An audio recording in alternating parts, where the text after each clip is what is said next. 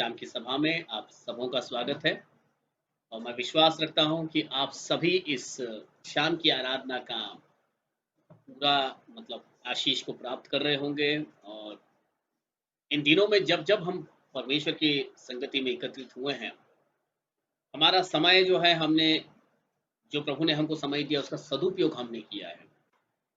और प्रभु को धन्यवाद हो कि प्रभु ने हम सबों को वो मन दिया कि शाम हुई, 7 बज गए, आइए आराधना में जुड़ जाएं। मेरा पूरा यकीन है कि जो आराधना में हम इतने दिनों से जुड़े हैं, ये किसी क्षेत्र में किसी भी ओर से व्यर्थ में नहीं गई, परंतु इसकी पूरी आशीष हमने प्राप्त की है। आइए उसी आशीष में हम प्रवेश करें। एक प्रार्थना के साथ आज की सभा को हम शुरू करेंगे। Let's pray. Hallelujah, hallelujah, hallelujah, hallelujah Lord Jesus. प्रभु यीशु, प्रभु धन्यवाद देते हैं आज के सुंदर शाम के लिए, इस सुंदर अवसर के लिए प्रभु कि आपने हमें यह मौका दिया कि प्रभु इस आराधना में हम शामिल हो सके। प्रभु आपसे प्रार्थना करते हैं कि जितने भी इस आराधना में शामिल हो रहे हैं, जैसे हमने आशीष को पाई है प्रभु, हर एक व्यक्ति जो आपके इस आराधना में शामिल होके आपके गीतों में शामिल होता है, वचनों को सुनने में सुनाने में, प्रभु वे सब आपकी स्वर्गीय आशीष को प्राप्त करें और प्रभु वे आपके दर्शन को प्राप्त करें, मार्गदर्शन को प्राप्त करें प्रभु यीशु मसीह। और इसलिए हम आपसे प्रार्थना करते हैं इस आराधना में जुड़ने के लिए उनकी जो भी जरूरतें हैं, उन जरूरतों को प्रभु अपने दया के भंडार से पूरा कीजिए प्रभु। फिर चाहे वो इंटरनेट की जरूरत है, मोबाइल की, कोई साधन की, प्रभु आप अपने स्वर्गीय भंडार से उनकी जरूरतों को पूरा कीजिए प्रभु। प्रभु जितने भी बंधनों के हालात में होंगे, बीमारियों के हालात में होंगे, तंगी मुसीबत में होंगे, कर्जों में दबे होंगे, आज के शाम में पूरी कलीसिया से मिलकर आपसे प्रार्थना करते हैं प्रभु वे आपने छुटकारे को प्राप्त करें, प्रभु चंगाई को प्राप्त करें। जैसे आज तक अब तक भी प्रभु आपने हमको संभाला है, प्रभु आगे भी आपकी दया हम सबों पर बनी रहे। अब प्रार्थना हमारे उद्धार करता प्रभु यीशु मसीह नासरी के नाम से मांगते हैं, आमीन, आमीन, आमीन, आमीन, हालेलुया।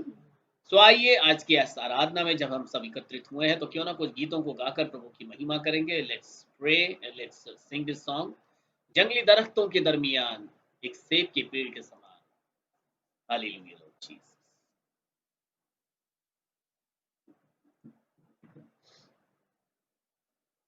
जंगली दरख्तों के दरमियान एक सेब के पेड़ के समान नजर आता है मुझे ऐ मसीह, सारे संतों के बीच में तू नजर आता है मुझे ऐ मसीह, सारे संतों के बीच में तू। हम करूं मैं तेरी है प्रभु अपने जीवन भर इस जंगल के सफर में, गाऊं शुक्र गुजारी से मैं, गाऊं शुक्र गुजारी से मैं। ही है नरगिस का शारों का, तू सो संधि वादियों का, संतों में तू है अति पवित्र, ऐसे कामिल और शान से भरा। हम करूं मैं तेरी है प्रभु अपने जीवन भर इस जंगल के सफर में, गाऊं शुक्र गुजारी से मैं, गाऊं शुक्र गुजारी से मैं। इत्र के समान है तेरा नाम, खुशबू फैलाता है जहां में, तंगी मुसीबत और बदनामी में बना खुशबूदार तेरे समान, तंगी मुसीबत और बदनामी में बना खुशबूदार तेल के समान।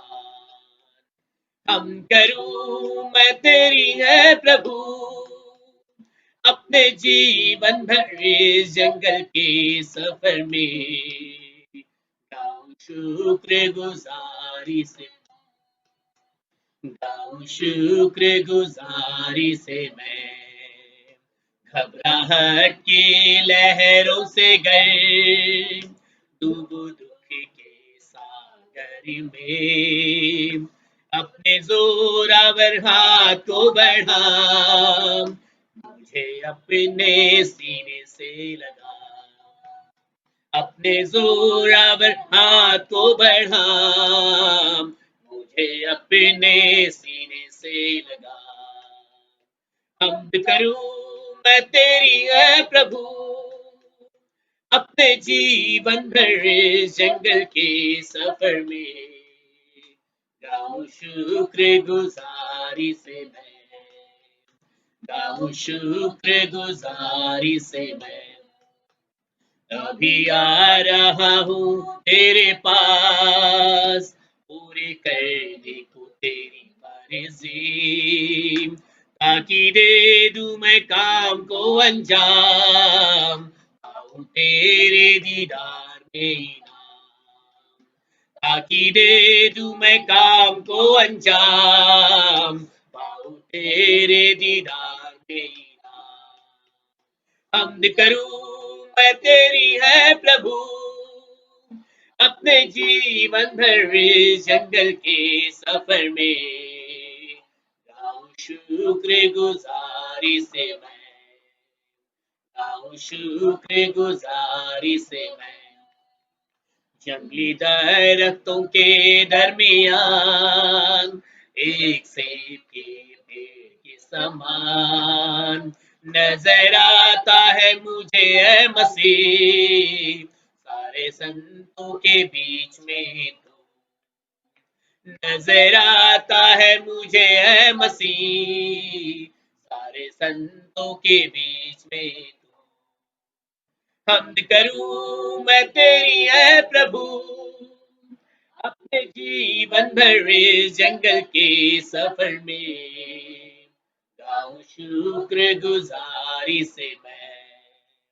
गाऊं शुक्र गुजारी से मैं, गाऊं शुक्र गुजारी से मैं।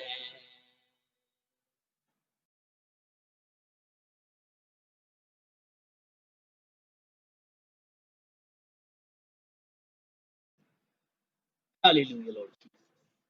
कि जंगली दरख्तों के दरमियान एक सेब के पेड़ के समान प्रभु तू मुझे नजर आता है, सारे संतों के बीच में, सारे संसार के बीच में एकमात्र प्रभु तू ही मुझे बिल्कुल प्रभु अलग प्रभु, क्योंकि आपके जैसा कोई भी नहीं है।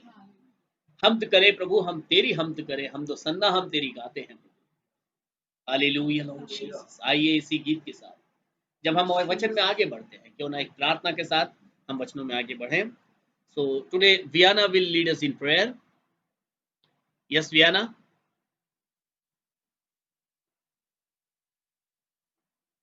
Are you there?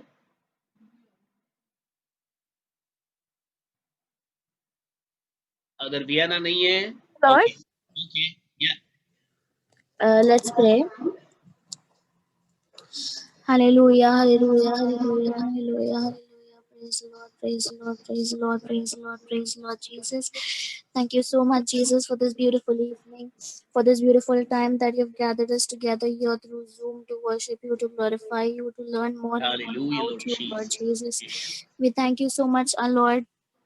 We thank you so much for gathering all of these souls together for your kingdom, Father.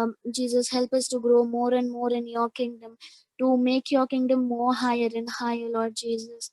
Jesus, we thank you so much, oh Lord Jesus. We pray to have your will in our lives, oh Jesus. I submit all of our lives, all the people present in this meeting, all of their lives into your mighty hands, oh Lord Jesus. You have your way, you have your mighty way in all of their lives, oh Lord Jesus. Let all of their lives reflect your glory, Lord Jesus. Let all of us reflect your glory, Jesus. Thank you so much again, oh Lord, for this beautiful time. Jesus, thank you for the worship, and I submit the further preaching into your hands, Jesus. Whoever the person you have chosen for today's preaching, be filled with your Holy Spirit, O Lord Jesus, and preach for us, and whatever the person preaches, Lord Jesus, be in our minds and souls forever, and help us to go accordingly, Lord Jesus. I again thank you for everything that you have been doing in all of our lives, O Lord Jesus. And we thank you so much, O Lord Jesus, for doing everything for us. I submit this prayer in the most mightiest name of my Lord and Savior, Jesus Christ of Nazareth. Amen. Amen amen hallelujah praise the Lord hallelujah hallelujah यदि यदि आप लोग इस पर प्रति उत्तर देंगे तो बहुत अच्छा रहेगा, लेकिन कोई बात नहीं है, समय को बचाते हुए आइए हम संदेश में आगे बढ़ेंगे। आज ब्रदर गोविंद जी हमारे साथ में हैं। आज ब्रदर गोविंद वचन में हमारी अगुवाई करेंगे, सो आइए हम उनका स्वागत करते हैं। Let's welcome brother Govind.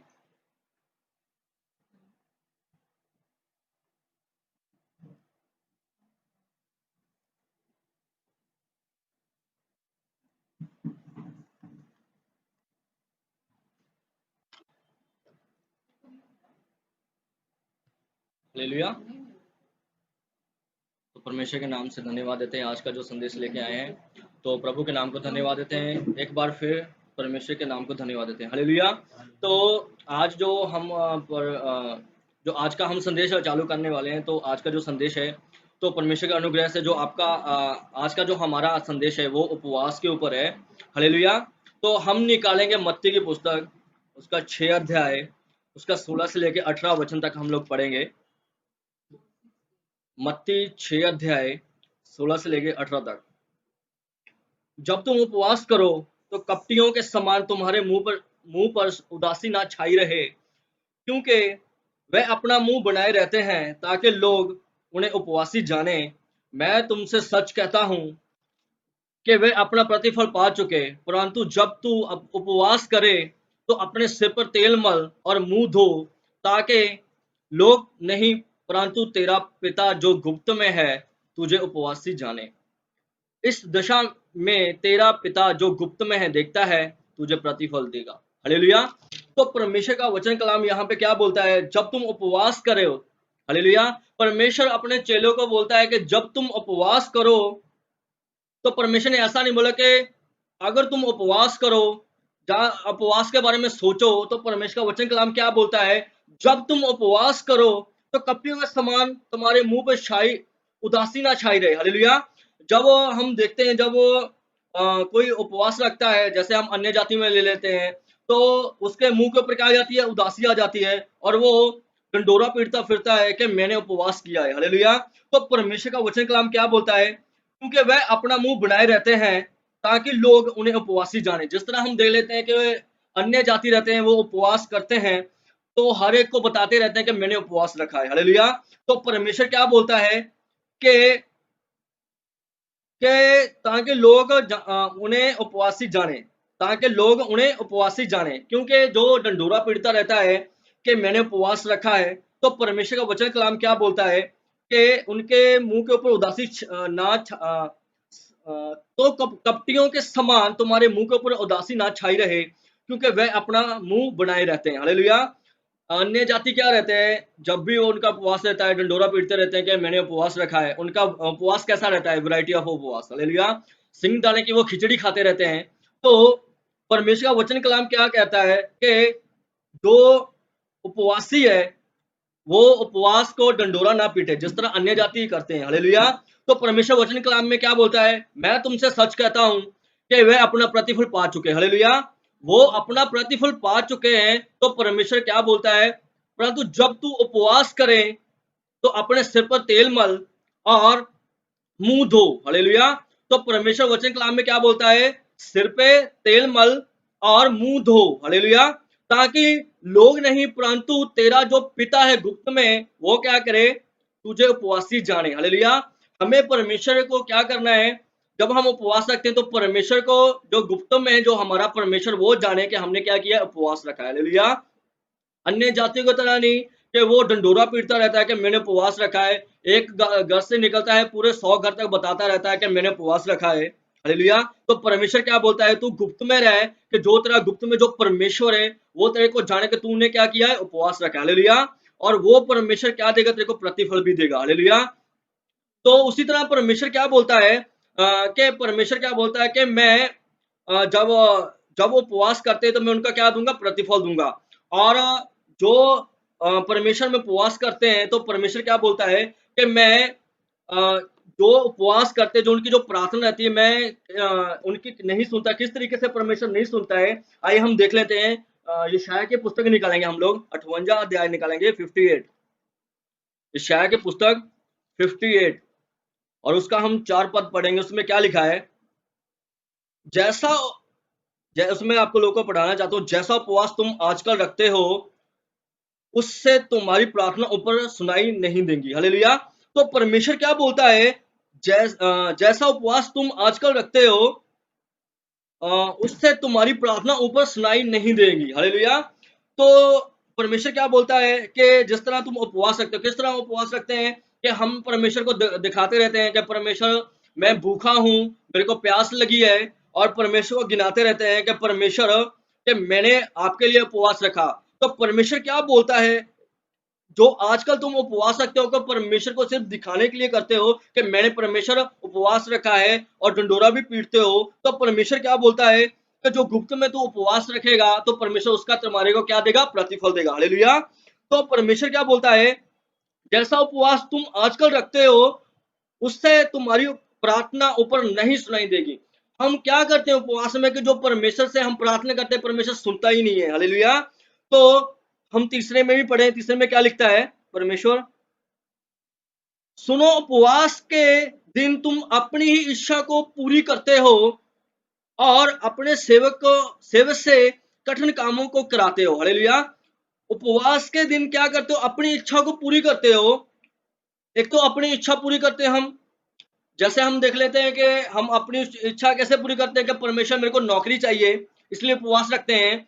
जहां हमारा जो दुश्मन रहता है उसको क्या करते हैं कि हम उनसे नफरत रखते हैं, इसलिए हम उपवास रखते हैं वो क्या हो जाए, वो खत्म हो जाए और वो परमेश्वर के सामने क्या हो जाए, गिर जाए। हालेलुया। तो परमेश्वर क्या बोलता है कि अपनी इच्छा के लिए ही तुम क्या करते हो, उपवास रखते हो और सेवकों के कठिन कामों को करवाते हो। हालेलुया। जो देखते हैं जैसे शास्त्री फरीसी भी थे, वो भी क्या करते थे, वो उपवास तो करते थे, वो दिखावटी उनका उपवास था। वो क्या करते थे, जो लोगों के ऊपर क्या करते थे, कंधों के ऊपर क्या करते भार लाद देते थे, और आप अपनी उंगली से किसी चीज को सरकारा भी नहीं चाहते थे। वो उनका ऐसा था। तो परमेश्वर क्या बोलता है कि तुम लोग अपनी ही इच्छा को पूरी करने के लिए उपवास रखते हो और सेवकों से कठिन कामों को करवाते हो। हालेलुया। और परमेश्वर क्या बोलता है, और आजकल जो आप लोग उपवास रखते हो, सिर्फ क्या करता है परमेश्वर क्या बोलता है, उससे तुम्हारी जो प्रार्थना है ऊपर सुनाई नहीं देगी। हालेलुया। हमारा क्या रहता है, जो जिससे हम पर बोल देते हैं कि परमेश्वर हमारे को आशीष चाहिए और दूसरे को आशीष नहीं चाहिए, तो परमेश्वर इन सब प्रार्थना को परमेश्वर सुनता भी नहीं है। हालेलुया। कभी एक बार क्या रहता है, किसी किसी चर्चों में तो ऐसा भी है, जब किसी लड़की का किसी लड़के से शादी होनी होती है, जब कोई लड़की किसी को पसंद करने लग जाती है, जब उस लड़के का किसी लड़की से और लड़की के साथ शादी हो जाती है, तो वो लड़की क्या करती है, उपवास में चली जाती है कि मैं 40 दिन के उपवास में चली गई हूं कि उनका जो रिश्ता मैं होने नहीं दूंगी। इस तरह का जो उपवास है, सिर्फ अपनी इच्छा पूरी करने के लिए वो क्या करते हैं, परमेश्वर से प्रार्थना करते हुए उपवास रखते हैं। तो परमेश्वर का वचन कलाम क्या बोलता है, जो परमेश्वर ने जिसको जोड़ दिया उसको कौन अलग कर सकता है। हालेलुया। तो ऐसे कैसे नहीं तू मतलब के उसको अलग कैसे कर देगी, परमेश्वर का जिसने परमेश्वर के साथ रिश्ता ही जोड़ दिया परमेश्वर जिसके साथ, तो परमेश्वर कैसे तोड़ने देगा। तो इसी तरह आजकल के भाई बहन क्या करते हैं, सिर्फ अपनी इच्छा को पूरी करने के लिए क्या करते हैं, उपवास रखते हैं। और चौथे वचन में भी क्या लिखा है, इसमें यशायाह में 58 में, सुनो तुम्हारे उपवास का फल यह होता है कि तुम आपस में लड़ते और झगड़ते और दुष्टता से गुस्से मारते रहते हो। हालेलुया। तो परमेश्वर क्या बोलता है कि उपवास का फल यह है कि तुम आपस में लड़ते झगड़ते और दुष्टता से क्या करते, गुस्से मारते रहते हो। तो इसी तरह देखने के लिए मिलता है कि चर्च में क्या करते हैं, आपस में लड़ते झगड़ते रहते हैं। आत्मिक जो लड़ाई रहती है उसमें क्या करते हैं, जो कोई परमेश्वर में आगे बढ़ रहा होता है उसकी टांग फड़ के क्या करते हैं, पकड़ के नीचे खींचते हैं कि वो ऊपर ना चला जाए और जो मेरा होता है वो ऊपर चला जाए। हालेलुया। तो परमेश्वर भी क्या बोलता है, तुम आपस में लड़ते झगड़ते और दुष्टता से क्या करते हो, गुस्से मारते रहते हो। हालेलुया। तो परमेश्वर क्या बोलता है, ये जो तुम उपवास रखते हो आजकल, एक दूसरे को लड़ते हो, झगड़ते हो, और ये तुम्हारी जो प्रार्थना है वो सुनाई नहीं देगी। हालेलुया। तो परमेश्वर क्या बोलता है कि इन सब जो चीजों से हम उपवास रखते हैं, एक दूसरे से क्या करते, दुश्मनी निकालते हैं, चलते तो हम परमेश्वर में होते हैं, तो लड़ते भी झगड़ते भी जो आत्मिक जीवन है उसको क्या करते हैं, खत्म कर रहे होते हैं और दिखा रहे होते हैं कि मेरे को कितना लड़ना आता है और मैं तेरे से बेस्ट हूँ। हालेलुया। तो परमेश्वर किन किन उपवासों से परमेश्वर प्रसन्न होता है, हम देखेंगे उसी में ही 58 में ही 5 अध्याय पढ़ेंगे, परमेश्वर किन किन उपवास से क्या होता है, प्रसन्न होता है। जिस उपवास से मैं प्रसन्न होता हूं, अर्थात जिसमें मनुष्य स्वयं को दीन करे, क्योंकि क्या तुम इस प्रकार करते हो। तो परमेश्वर क्या बोलता है, जो उपवास से परमेश्वर प्रसन्न होता है, किस उपवास से परमेश्वर प्रसन्न होता है, जो स्वयं अपने आप को क्या करे, दीन करे। हालेलुया। तो परमेश्वर क्या बोलता है, जो स्वयं अपने आप को दीन करे।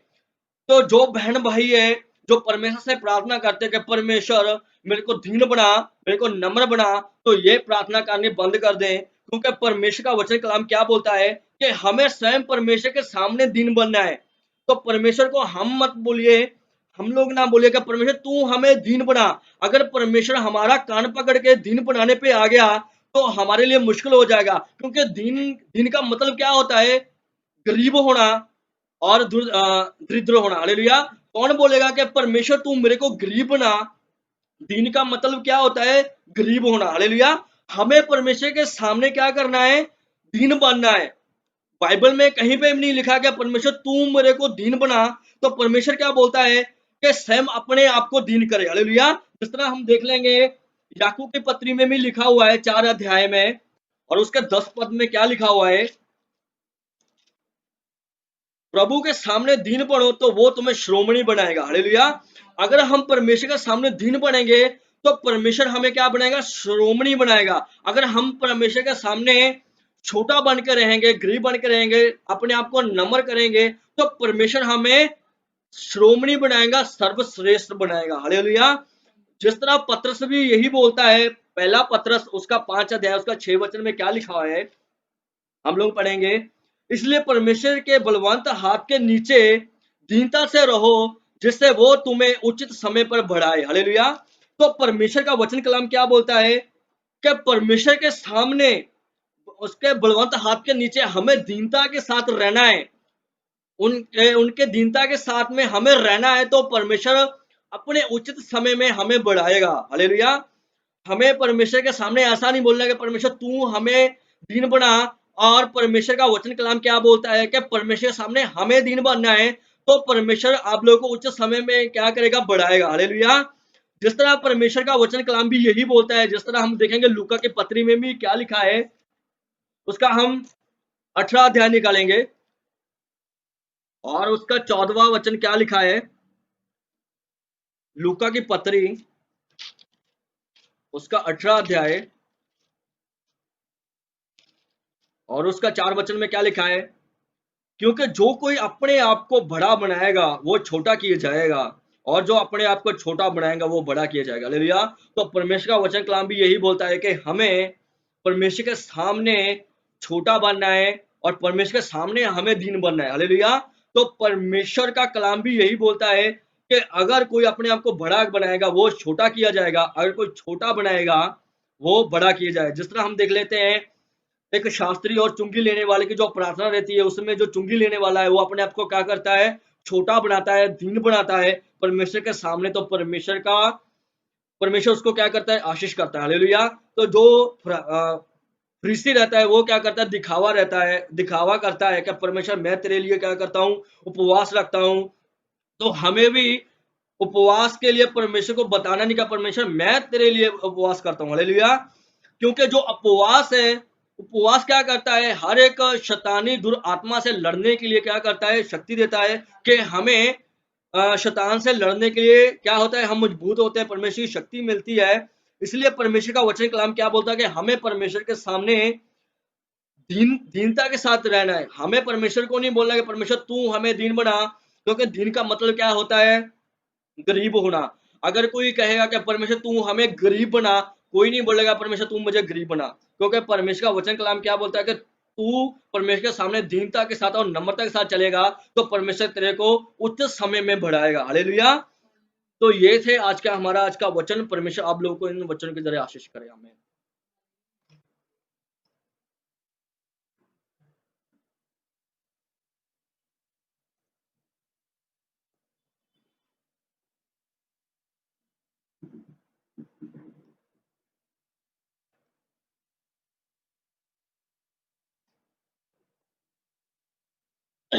Praise the Lord.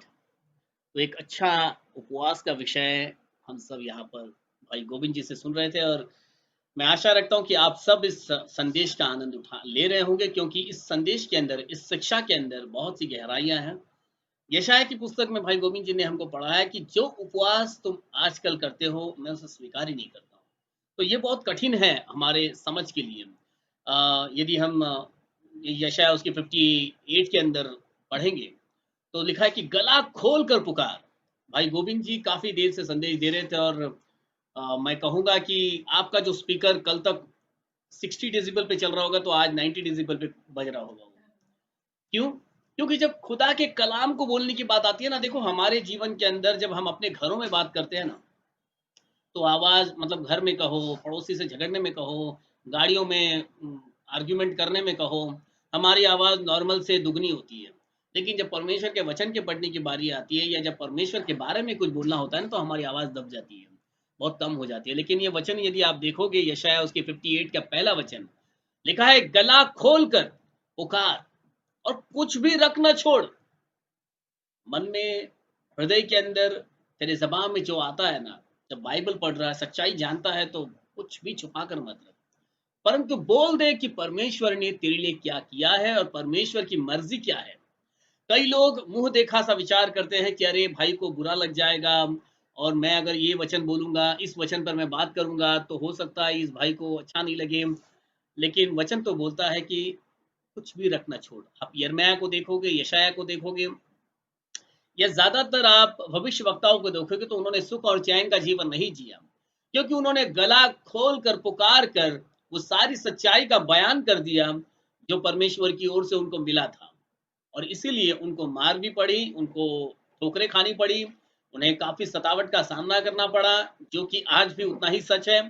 यदि सच्चा वचन कहा जाए तो उस वचन के प्रति, सच्चाई का वचन देने वालों को मार भी पड़ती है, परंतु वचन देने वालों को, सिर्फ यहाँ वहाँ की बातें नहीं, परंतु वचन। जैसे भाई गोविंद जी इस समय वचन की गहराइयों में से हमें बता रहे थे कि उचित उपवास क्या है। उचित उपवास करे तो करे, वरना ना करना वो अच्छा है। वचन बताता है कि जिस तरह इसी के अंदर आप देखोगे,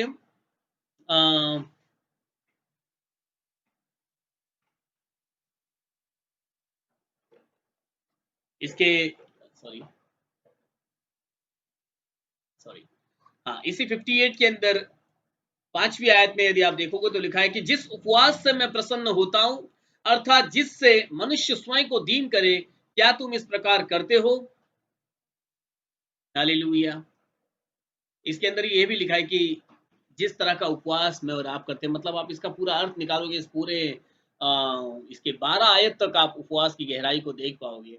परमेश्वर उचित उपवास के बारे में हमको बताते हैं कि आजकल का उपवास होता क्या है। जैसे भाई गोविंद बता रहे थे, शो शाइनिंग से बढ़कर कुछ भी नहीं हो रहा उसके अंदर, आत्मिकता और समर्पण वहां पर है ही नहीं, परंतु बस कहने की बातें हैं कि हम तो 40 दिन का उपवास रख रहे हैं, हम तो 21 दिन का उपवास रख रहे हैं, और फिर व्हाट्सएप के अंदर कलरफुल पोस्टर्स आएंगे कि हमारा 21 दिन का उपवास चल रहा है, यदि आप शामिल होते हो तो हमारे साथ आओ, अपनी प्रार्थना रिक्वेस्ट भेजो। तो ये होता सिर्फ यही है कि बताना है कि हम एक बहुत बड़े, हाँ, लेकिन यदि सच में आप परमेश्वर को प्रसन्न करना चाहते हो, तो खुदा का कलाम बताता है कि तू गुप्त में वो उपवास कर, ताकि गुप्त में तेरा परमेश्वर जो तुझे देखता है वो जाने कि तेरी मनसा क्या है।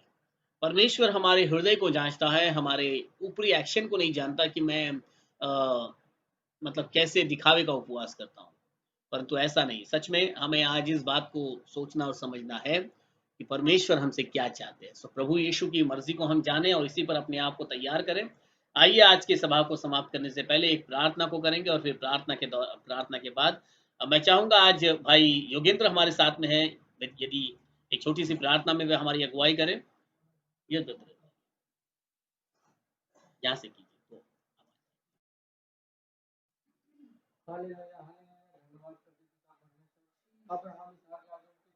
Hallelujah Lord Jesus.